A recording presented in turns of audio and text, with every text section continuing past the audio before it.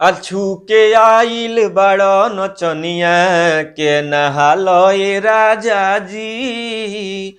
नमस्ते प्रणाम, हम गीतकार दुर्गेश बेदर्दी और आज सरस्वती पूजा वाला गाना लिखले बनी। धनंजय धड़कन एगो गाना गौले बड़न, छू के आइल बड़ो नचनिया के नहालो ए राजा जी। ए धुन पर बावे तो आप सबके मुखड़ा सुनावे जा रहा। मुखड़ा सुनी कैसे बा कि चल यारा बा छुअल जाओ चरनिया मैया के, आ चल यारा बा छुअल जाओ चरनिया मैया के, आ पार कर दी है जिंदगी के उनैया के, आ पार कर दी है जिंदगी के उनैया के, अचल यारा छुअल जाओ चरनिया मैया के, अचल यारा छुअल जाओ चरनिया मैया के। तो ई रला मुखड़ा। आप मन करे तो हाई स्केल से भी गा सकतनी, लो स्केल से भी गा सकतनी। बस हमार काम बाबे गा के बता दिहल, बस आप जैसे गा ली। तो ई रला मुखड़ा। अब अंतरा सुनावे जा रहल बनी, तो अंतरा सुनी कैसे बा। अब बीड़ा वाली शारदे भवानी कहाली, उनके दरबार से केहू आवेला न खाली।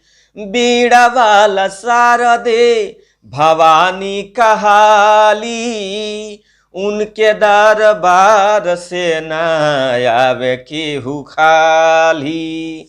अज्ञानी से ज्ञानी बने उनके दुहैया से, अज्ञानी से ज्ञानी बने उनके दुहैया से, अचल यारा छुअल जाओ चरनिया मैया के, अचल यारा छुअल जाओ चरनिया मैया के। तो ई रला अंतरा। अंतरा आप सबके सुना देनी। और गाना में जैसे गावे में कोनो हमरा से दिक्कत होता तो पाना में भी हम लिख देनी। कोनो शब्द अगर गावे में छूट जाता तो पाना में हम लिख देनी, उस शब्द के रउआ सब सुधार कर सकतानी। काहे कि गावे में लगातार जब गावे का रहेला तो कुछ भी मिस्टेक हो सकता, ये दिमाग हवे, कुछ भी हो सकता दिमाग से। तो चली लास्ट अंतरा खातिर आप सब हमरा नंबर पर कॉल कर सकतानी कि भैया ये हमरा गाना गावे के बाद सरस्वती पूजा वाला। तो ये व्हाट्सएप के माध्यम से हम लिख के फुल गाना आप सबके लगे भेज दें। और पर्सनली में जो गाना लिखावे चाहता था, पर्सनली में ब्रांड गाना लिखनी और कम पैसा में ब्रांड गाना लिख के दे दें। और जो नया म्यूजिक बनवाना चाहता तो नया म्यूजिक हमारा यहाँ बनेला कम बजट में, ब्रांड म्यूजिक। और जो गाना रिकॉर्डिंग करावे चाहता था, हमारे स्टूडियो बा बालाजी रिकॉर्डिंग स्टूडियो, जादूपुर बाजार, गोपालगंज बिहार में हमारे स्टूडियो बा।